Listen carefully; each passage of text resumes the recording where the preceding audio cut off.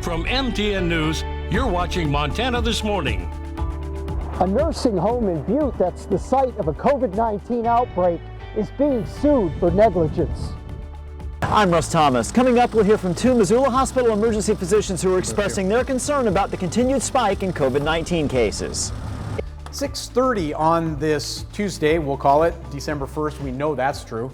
Chet Lehman, Holly Brownlee, Matt Elwell. We're having some day issues remembering if it's Monday part Tuesday. one, Monday general part two. facts. It's lovely out there this morning. It is. was actually warmer this morning when I left for work than it was last night when I was putting out my Christmas lights. Yeah. So not bad. Yeah, not bad at all. We've had a few snowflakes. I'm not seeing anything out the window right now, but you may see something on a few of the area passes. Temperatures this morning into the low to mid 30s right now. I do expect to see a few light snow showers for areas around the Bridgers, back into parts of the Madison-Gallatin range, but it won't last long, and I expect clear skies by the afternoon. Don't look for the temperatures to build a whole lot from where they are right now. We're probably talking mid 30s by the afternoon. It looks like we could see a little light snow or fog in Butte for the morning, but it's not going to last long. We'll talk more about what you can expect for your next 7 days coming up on the Billion Auto Group Weather Patio in just a few minutes. Thank you, Matt. It is now 6:31. Butte health officials report 9 additional COVID-19 related deaths in the community,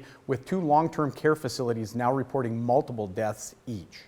Butte Silver Bow Health Officer Karen Sullivan says 3 of the deaths are reported from Beehive Homes of Butte, the first death in that facility. 5 others at Copper Ridge Health and Rehab, and 1 in the community at large. The deaths bring the number in Butte Silver Bow to up to 35. Well, statewide in Montana, county health officials report 652 more COVID-19 cases, 18 new deaths. Gallatin County registers 3 more deaths in connection with the virus. Madison County has its 3rd, a man in his 70s, along with Silver Bow County's and Gallatin County's latest numbers. Cascade County also added 3 deaths. Prairie County noted its first death. Lewis and Clark, Sheridan, Bighorn, Sweetgrass County each adding 1, and both Yellowstone and Stillwater counties adding 2. That brings the state's death total to 717. Gallatin City County health officials say there are 446 active cases. Gallatin County is now up to 22 total deaths. Silver Bow County climbs to 35 deaths, and they have 405 active cases. MTN News has received a letter issued by 23 emergency physicians warning that a continued surge of COVID-19 cases could soon max out community healthcare systems. MTN's Russ Thomas spoke with 2 of those physicians who further expressed their concerns. Community Medical Center emergency physician Dr. Judson Korn and Providence St. Patrick Hospital emergency physician Dr. Douglas Meltzer have been in the front lines of the battle against the COVID-19 pandemic since its onset. They say their facilities and their staff are being pushed to the limit thanks to the dramatic increase in cases over the last few weeks. We are really seeing that wave right now, and cases are getting more and more frequent. Our hospitals are more and more full. How many ICU beds do I have tonight? How many medical surgical beds do I have tonight? Are we going to have to keep a lot of patients down in the emergency department because we have no room for them upstairs? Korn and Meltzer say their hospitals were able to come up with a good plan for housing patients early in the pandemic because community case numbers were low, but now they are struggling to find room, requiring them to be creative. Staff flexibility has become increasingly important. Are we going to have to call in a bunch of nurses, or are we going to have to call nurses that typically work in a different area of the hospital, and now you're working ICU with all the difficulties that come with that? You know, are we going to have to somehow shuffle staff from other hospitals? Unfortunately, as the number of community cases surged, the number of hospital staff that are having to quarantine are rising as well. We have seen more and more of our housekeeping and staff and security and doctors who are contracting the illness as well, and that really puts a lot of strain and pressure on us. The impact extends well beyond COVID-19 patients themselves. Those coming in with other medical conditions are having to wait longer to be helped. Everything is just put in a little bit slower motion because we're trying to be so careful to not spread disease to ourselves, not spread disease to our colleagues and our staff and to other patients. Meltzer and Korn say now is the time to bear down and do those things to keep yourself and those around you safe, and they say it really is up to us. Montanans, we take care of each other, and for me, this is there's no difference between stopping for someone on the side of the road and helping out in the pandemic, and what that looks like is wearing a mask and practicing social distancing. In Missoula, Russ Thomas, MTN News. Russ tells us both physicians say that it's more important than ever now to visit the emergency department if you feel like you have a medical emergency. Well, a civil lawsuit alleges that a Butte long-term care facility is not prepared to handle COVID-19. MTN's John Amy tells us the owners of a nursing home in Butte are being accused of negligence and not having adequate staff to handle an outbreak of COVID-19 at that facility in a filed lawsuit in Butte District Court. A civil suit has been filed against this long-term care facility in Butte after two family members of residents accused the facility of negligence prior to and during the pandemic.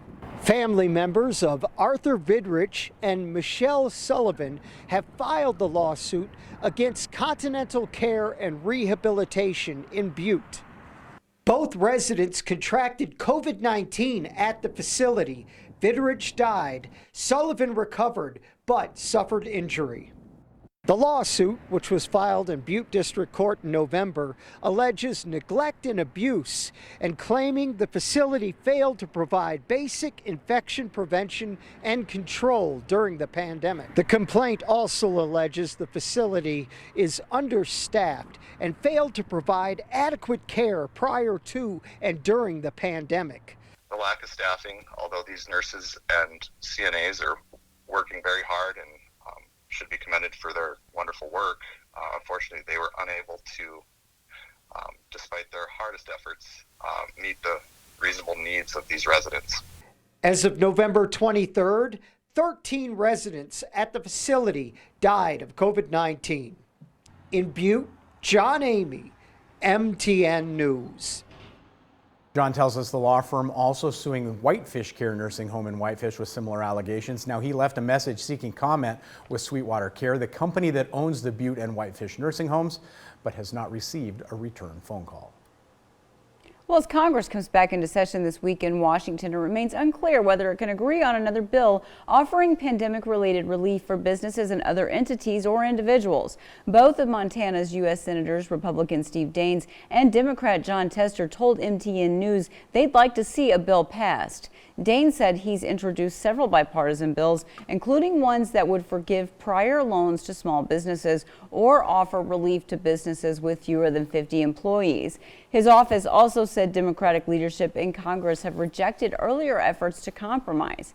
Tester said a bill should be targeted at specific needs, such as healthcare costs, the hospitality industry, the unemployed, and schools and colleges. Tester wrote a letter Monday to Senate Republican and Democratic leadership saying it's time to stop assessing blame and get a bill passed.